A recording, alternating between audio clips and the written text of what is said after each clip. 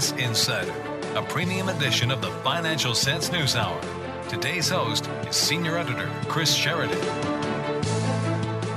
Christian Takushi is a geopolitical strategist and macroeconomist out of Switzerland. You can follow all of his work at geopoliticalresearch.com. So Christian, we have spoken with you a couple of times this year, but I do want to point out that at the beginning of this year in January, you were making a big warning on the markets for 2022.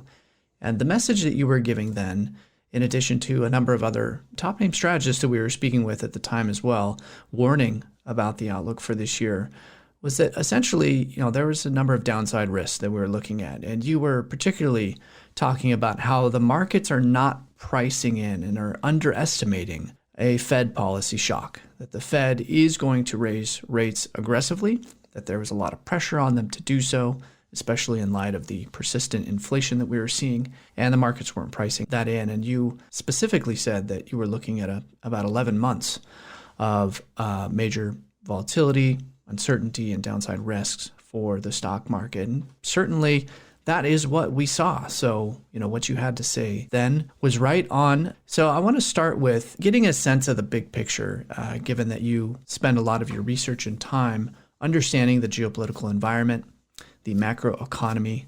One big theme that we've been discussing, both with you and others on the show, is the ongoing breakdown of globalization and the hyper-globalized world that we saw essentially in this post-Cold War era, that is continuing to break down. And I think three different events that we can look at that have solidified this trend are the U.S.-China trade wars that started in 2018. That was then followed 2 years later by the COVID outbreak and global lockdowns in 2020. And then 2 years after that, we now have the Russia-Ukraine war and all the fallout that is coming from that in 2022. So, we've now had three events in subsequent fashion every 2 years that have essentially solidified what appears to be an ongoing breakdown of globalization. What are your thoughts as we head into 2023 from that big picture view of where things are currently? Well, I think that the world is definitely in a transition period, coming out of a Cold War order, but also a period where we had a peace dividend, right, where capitalism and democracy seem to really rule and advance a massive process of globalization, especially in trade and commerce. And what we are seeing definitely now is a transition towards a different order. And some people call it multipolar order. I am a bit more careful with that. It's likely to be multipolar, but multipolar may not be the most important characteristic of it.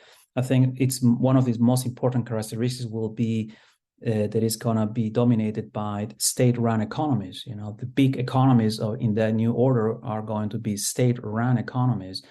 And not necessarily like the Soviet Union in the 60s, 70s, but surely not capitalistic free market economies that we've had the last 30, 40 years in the West. And I think that too much of the focus and research is focused on this, multipolar world, India joining China, Russia, US, Brazil coming along too, focusing on the nations and not so much on what is happening to the economy and our political process.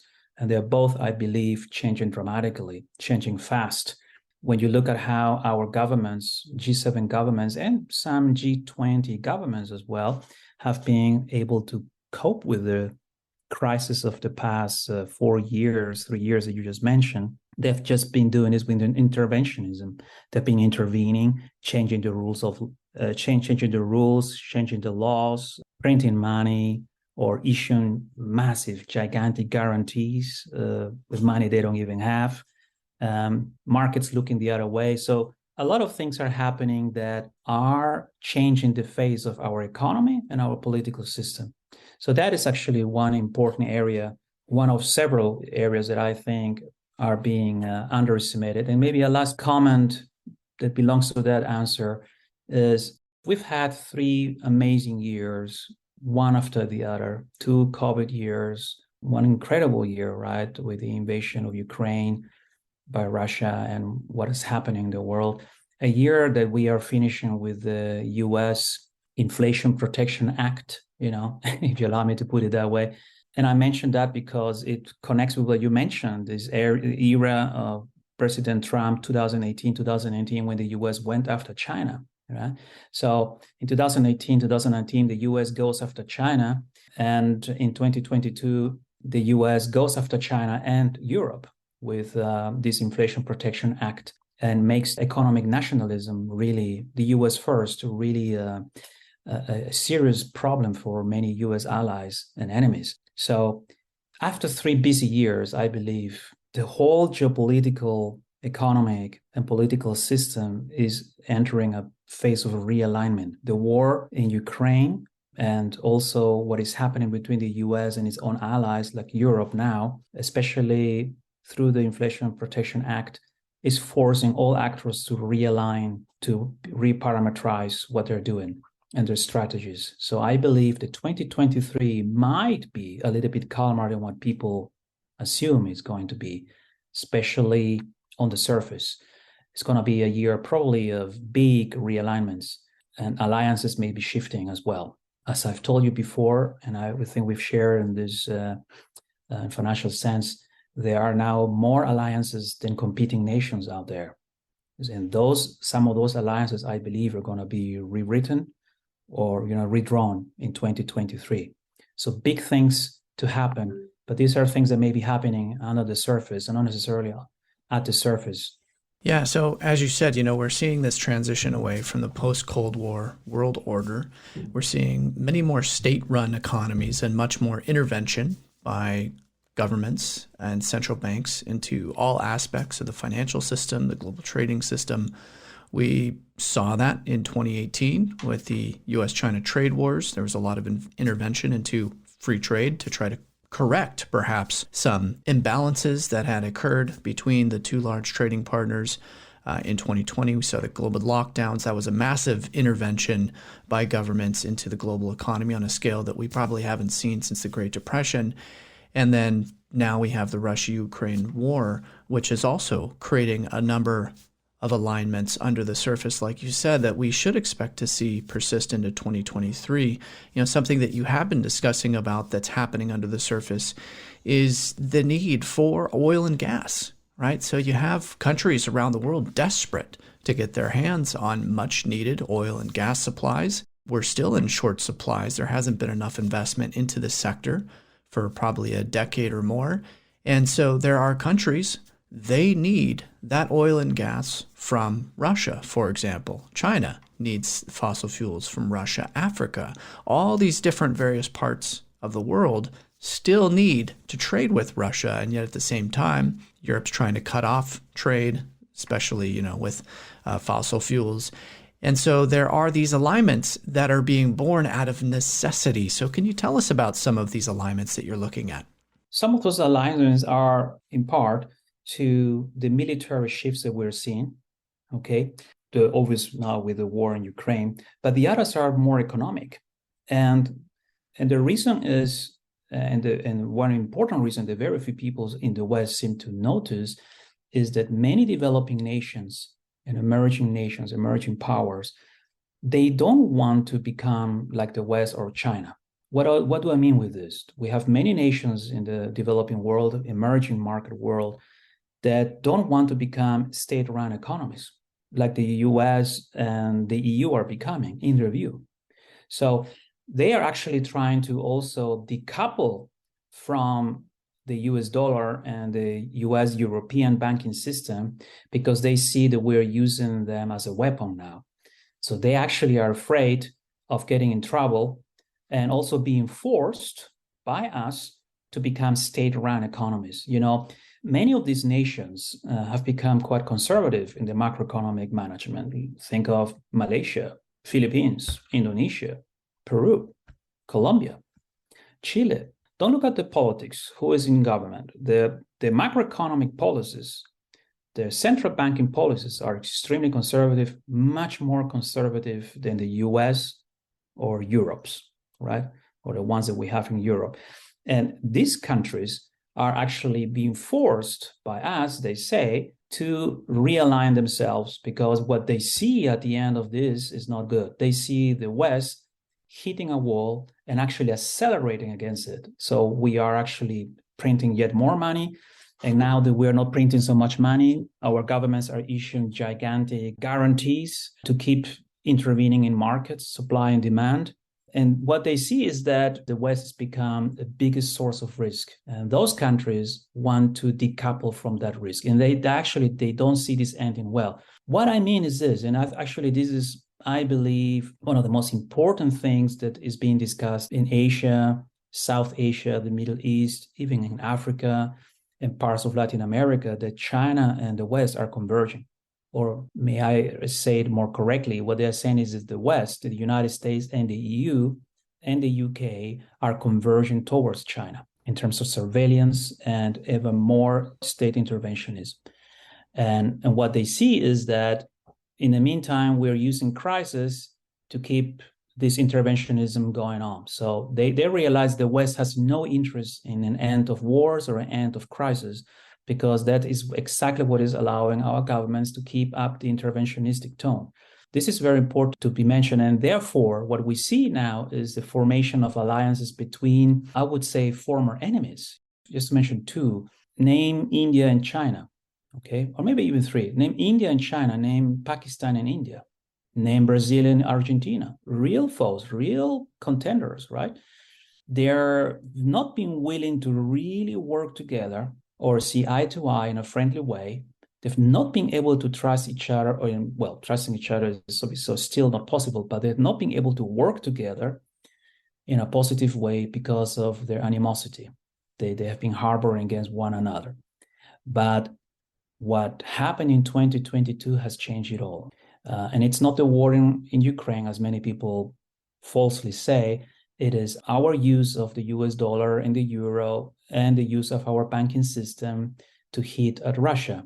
So it's the weaponization of the dollar, of our currencies, and our banking system that has scared really much of the world out there. It scared big companies and governments in Ghana, in Uganda, in South Africa, in Brazil, in Chile, in Colombia, even Ecuador, Philippines, Pakistan, India in a big way.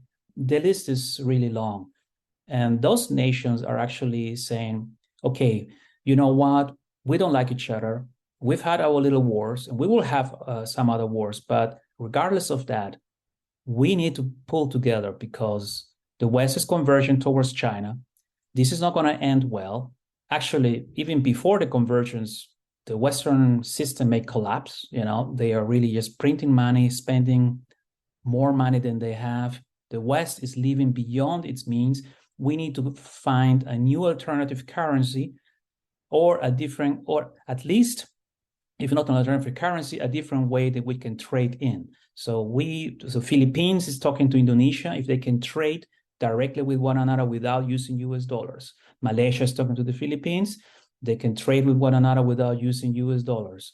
Brazil is doing the same with Argentina, the same with Peru, the same with other countries. I mean, everybody's talking to one another, and they have not all been able to do it yet. These are just, in some countries that I mentioned, it's just been contact, government, just a contact. Nothing has been done yet, but there are some countries, for instance, in Southeast Asia, where it's gone beyond that. They have begun the work and even the programming of the platform that will allow them to hold each other's currencies, to trade with one another without having to use the US dollar or euro or any other Western currency. And slowly, even Latin American nations we're just talking are beginning to think, hey, maybe we should also do something. This is what is happening. And these alliances are, I would say, absolutely pragmatic alliances. They are not alliances of friendship. They're alliances of, I would say, not in German as an emergency alliance. Is based on necessity. This is alliance of necessity coming to being because those countries see a mortal danger for the world system, a mortal danger for the West, trouble lying ahead, and they need to decouple from a troubled West before the West hits the wall. I'm paraphrasing a little bit. That's not how every country puts it, how every government puts it, but I would say the way I put it summarizes the basic view, right? One of danger around the West with the Western system, and they needing to work with former enemies to finally cooperate to find an alternative currency, an alternative trading route, an alternative system. Yeah, and we have seen Russia and China agree to bilateral trade in a combination of rubles and yuan. But like you said, there's a number of other countries that are either engaging in or in the process of discussion about bilateral trade in their own currencies versus in the dollar. And this is all also, again, going back to the beginning of what we started with, this ongoing breakdown in globalization where the US dollar served as the world reserve currency. It is the currency of choice for exchange of trade, especially in commodities. We're starting to see that fray. And now you're starting to see more bilateral trade, individual trading agreements where the dollar is not serving as the main mechanism. This is a slow process. It doesn't happen, I would say, overnight, but it is something that we're increasingly seeing moving forward. Exactly. And, let's be frank. In the West, we've issued so many threats against so many countries. We've threatened countries into obedience in 2022. So nobody's going to raise hands and say, look at me, I have programmed already the first batch of the platform with my neighboring countries to trade so that I don't need to use US dollars. Nobody's going to be doing that, not after what we've done. But I can assure you they're doing it. It's being done. It's being done, and it's being done in a quiet way. And if I would be working for one of those governments and they ask me, Washington Post or New York Times ask me, am I doing it? I says, no, we're not doing anything. We're just studying, talking. That's all we are doing because the stakes are high.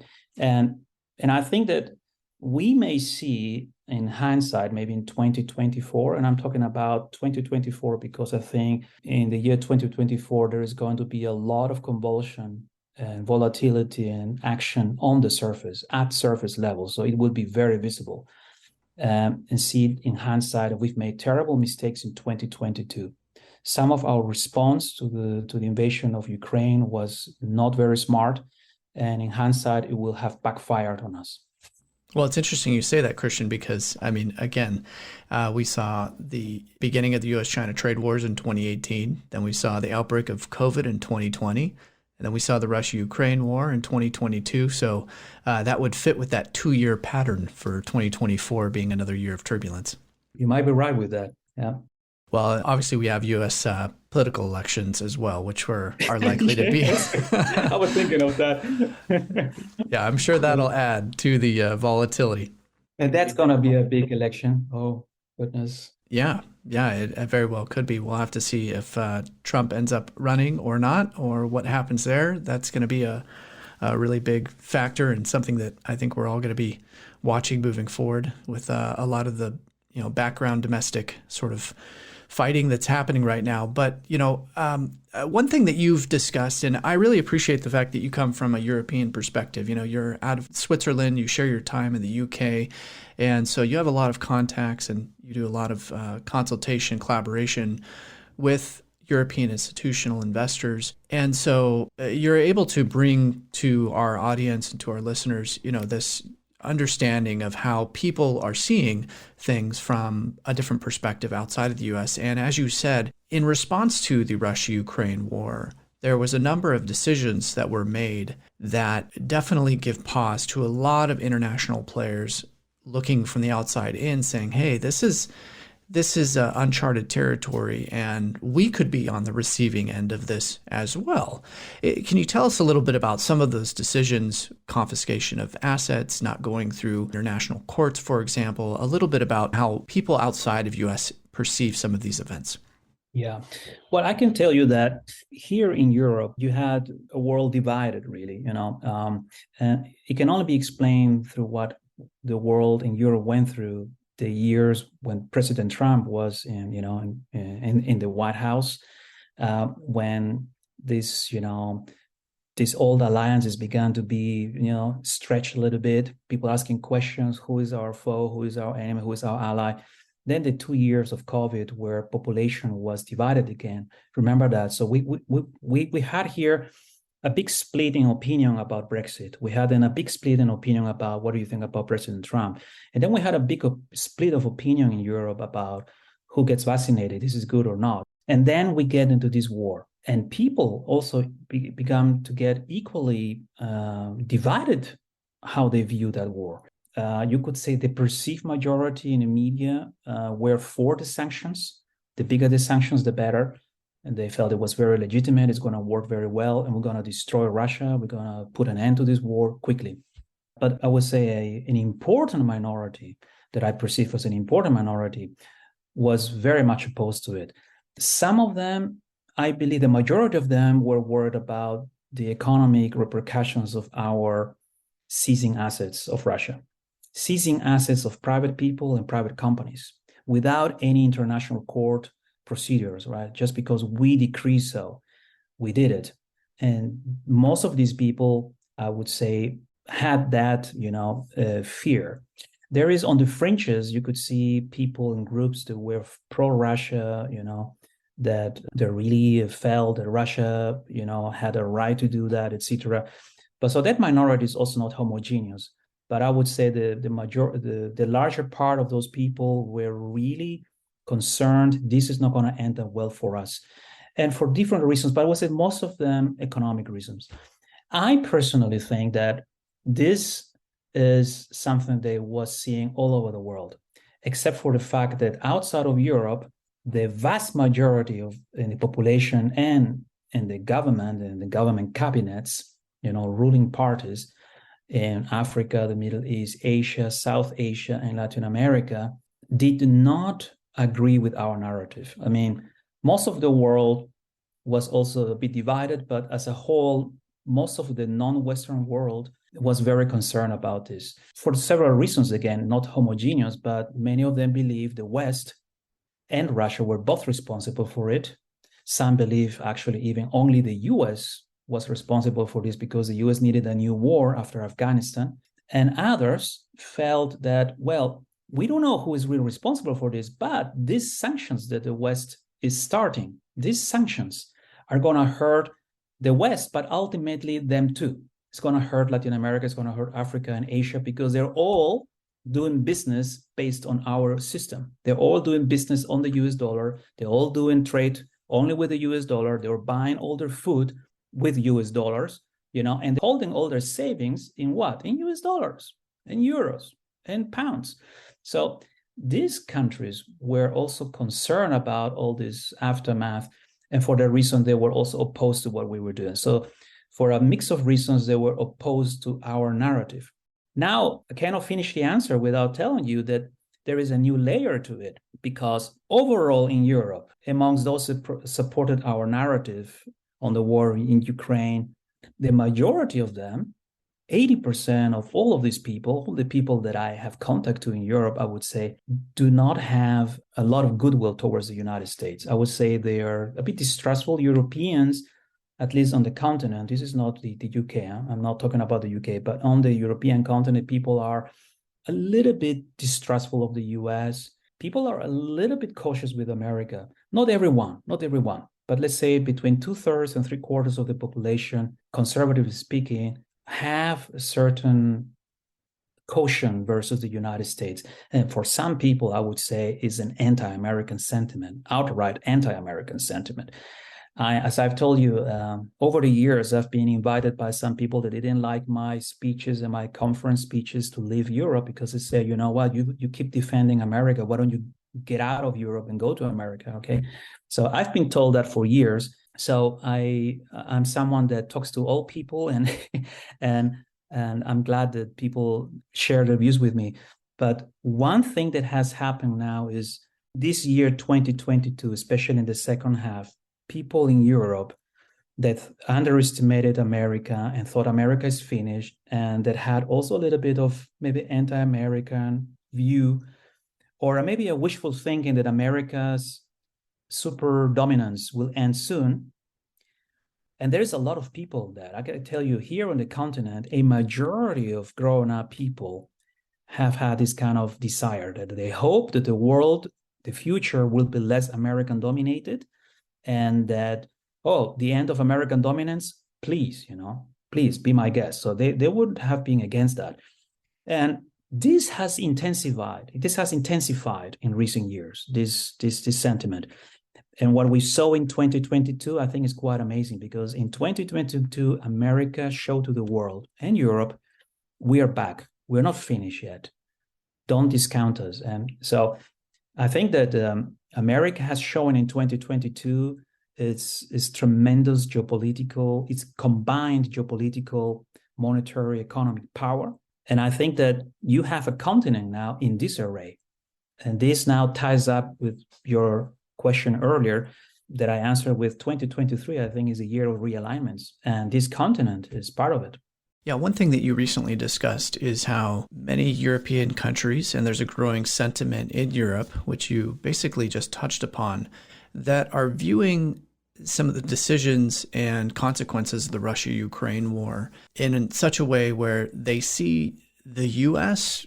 benefiting from this ongoing war, especially with our abundant oil and gas reserves and our ability to export those, to Europe and other countries. Our inflation is starting to come down.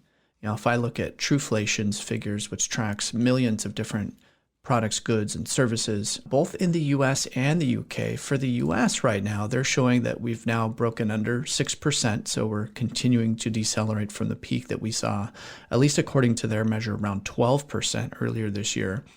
But if you look at Truflation's data for the U.K., it's at an all-time high at 20%, 20% year-over-year inflation in the U.K. So Europe and the UK are still dealing with very high rates of inflation. And so going back to, again, there's this growing sentiment, perception that the US is actually benefiting or is faring a lot better in this.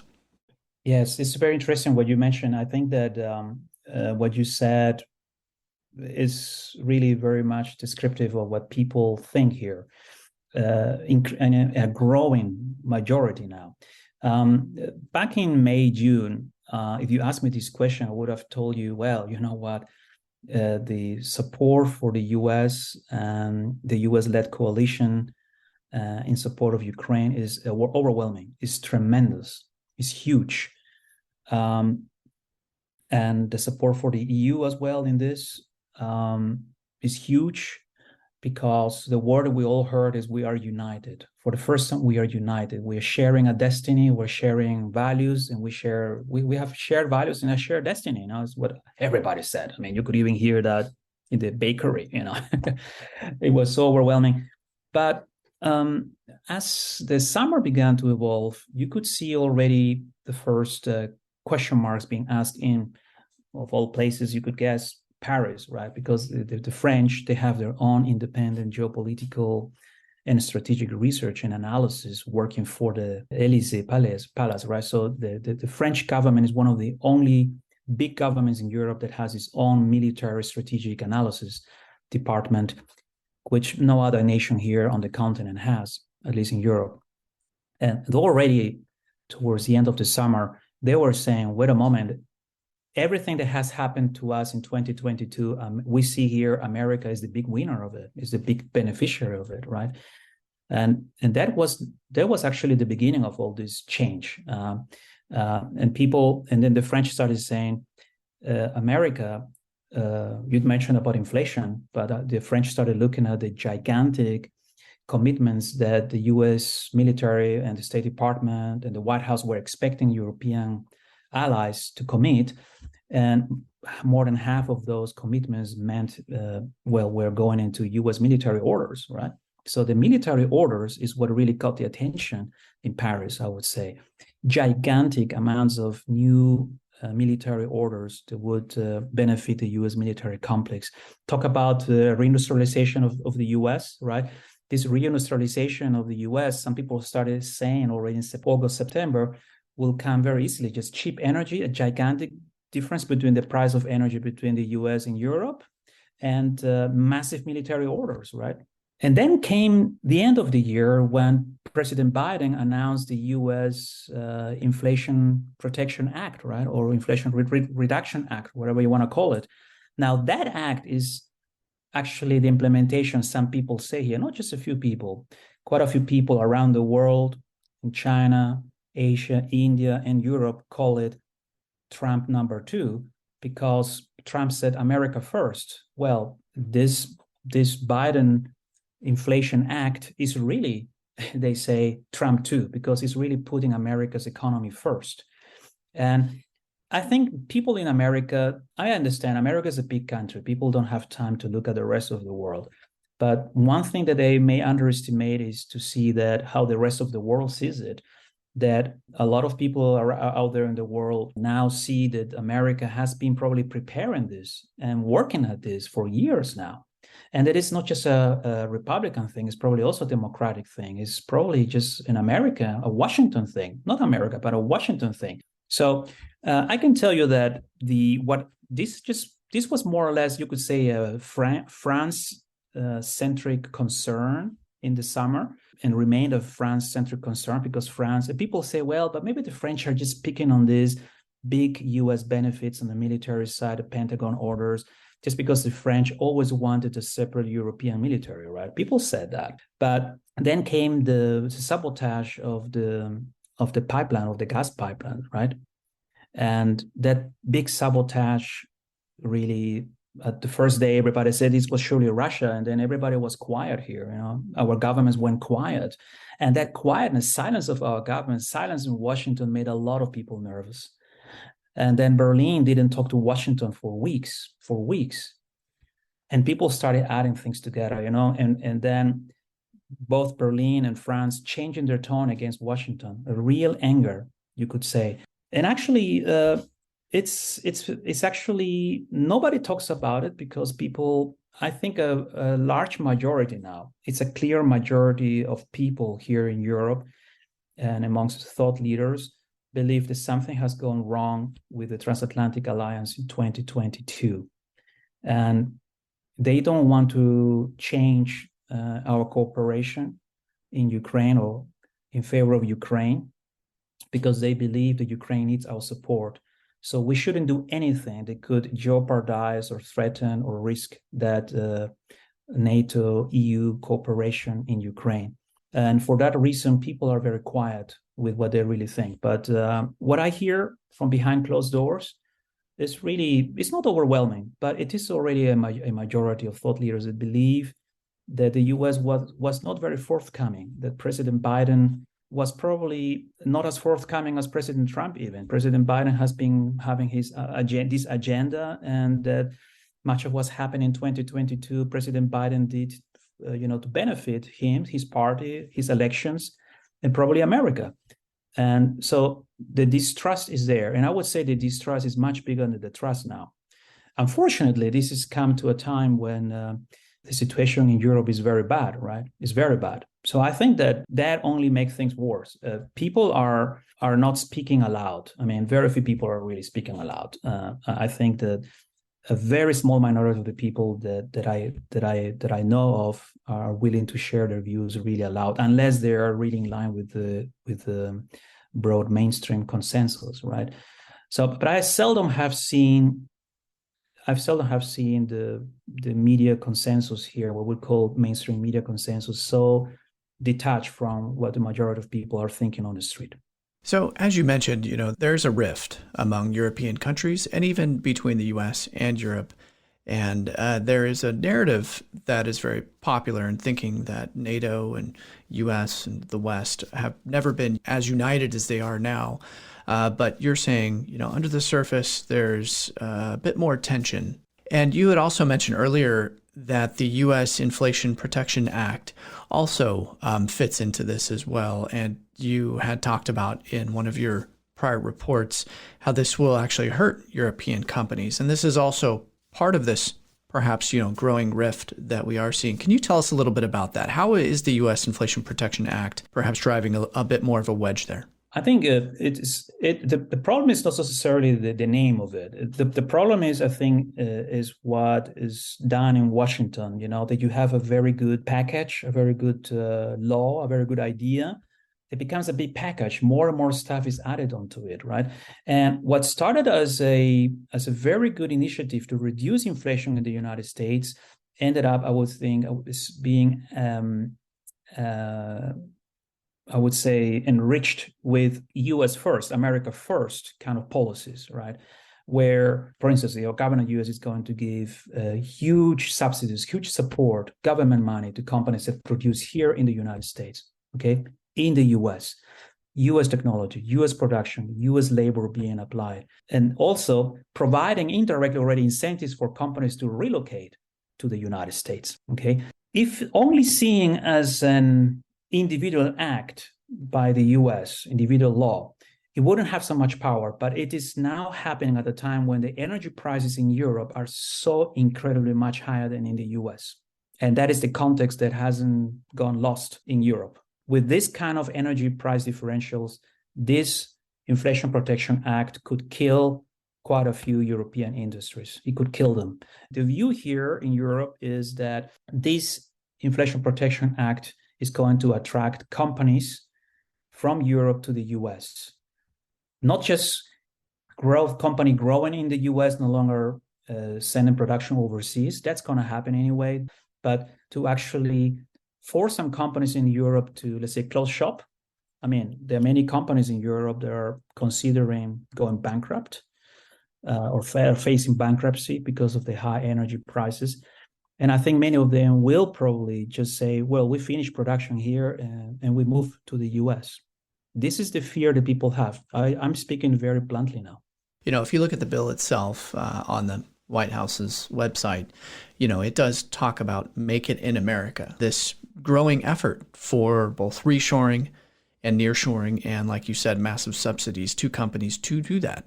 So one thing that you had mentioned is that this obviously does hurt Europe, especially those areas where we do import large amounts of goods and services in these strategic sectors. And at the same time, as you said, the important backdrop here is that Europe is still facing extremely high energy and gas prices, extremely high inflation.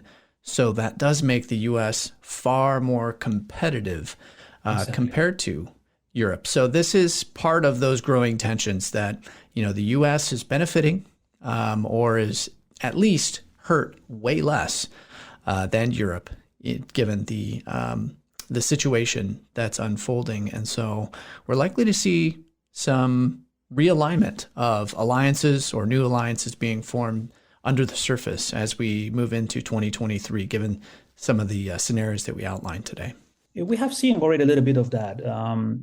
After what happened with the Nord Stream sabotage, Berlin was very quiet for some time. They talked to Paris, but soon after that, China contacted the German government, and requested that Germany sells part of the strategic port of Hamburg to China, something that China had requested in the past, but Berlin had always said, come on, don't bother us with that.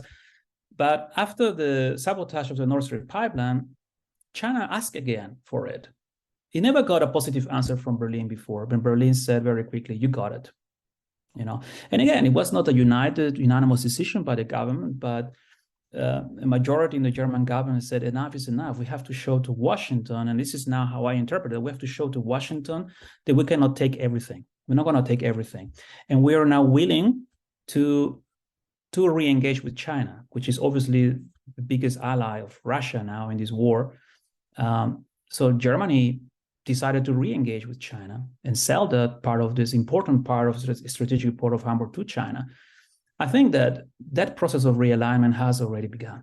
And again, I think we should point out that something that we often mention that you will say to our listeners is that this is not a matter of moralizing various decisions that are made by each respective country, but as you have made very clear, you know, every country acts in its own strategic self-interest.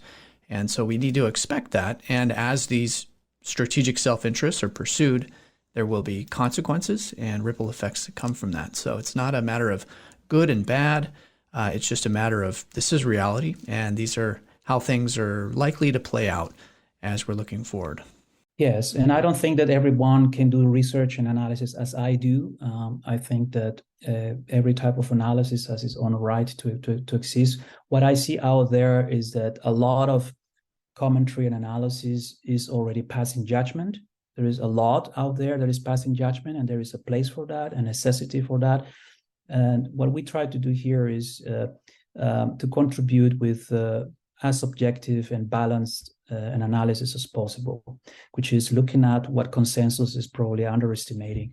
So this is the background of the analysis that I've just shared with you. Well, again, I want to point out to all of you listening, Christian Takushi, as I mentioned at the beginning of this interview, made a very clear and loud warning on the markets for 2022 and the fact that the Fed was likely to shock the markets. And the Wall Street consensus was not pricing that in. We certainly saw that. That was ahead of consensus. That was not something that consensus was expecting or discussing at the time. And Christian was ahead of that. And just the same, talking about how there's no easy exit from this European energy crisis. And as we discussed today, this also plays out when we think about recent decisions, recent legislation with the Inflation Reduction Act, the reshoring, and some of the shifting and realignment of alliances that we see in the background, all of which we should expect to continue into 2023. And perhaps just echo a point we made earlier, Christian, we might be seeing that 2-year turbulence pattern, the 2018 U.S.-China trade wars, 2020 COVID lockdowns and disruptions, 2022 Russia-Ukraine war. We might be seeing that pattern play out for 2024 as well, especially given the widely anticipated U.S. political elections. It might pan out that way. We'll have to see. All right. Well, Christian, I want to thank you for coming on and giving us an update on your outlook and some of the things that you're discussing. As we close, what would be the best way for our listeners to follow more of your work? They can subscribe to our newsletter. I think this is the best way because only the newsletter readers get our research immediately. And otherwise, some of our research is published from time to time on the website, geopoliticalresearch.com.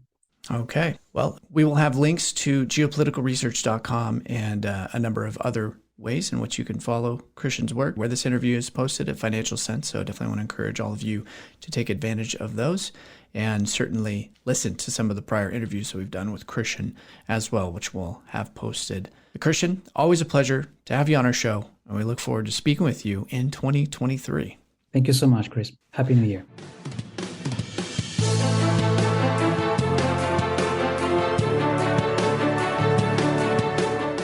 Financial Sense News Hour is for informational and educational purposes only and should not be considered as a solicitation or offer to purchase or sell any securities. The investments, investment strategies, and investment philosophies discussed or presented on the News Hour each involve their own unique risk factors, which are not discussed on the show. Responses to listener inquiries are based on the personal opinions of the Financial Sense staff and do not take into account listener suitability, objectives, or risk tolerance.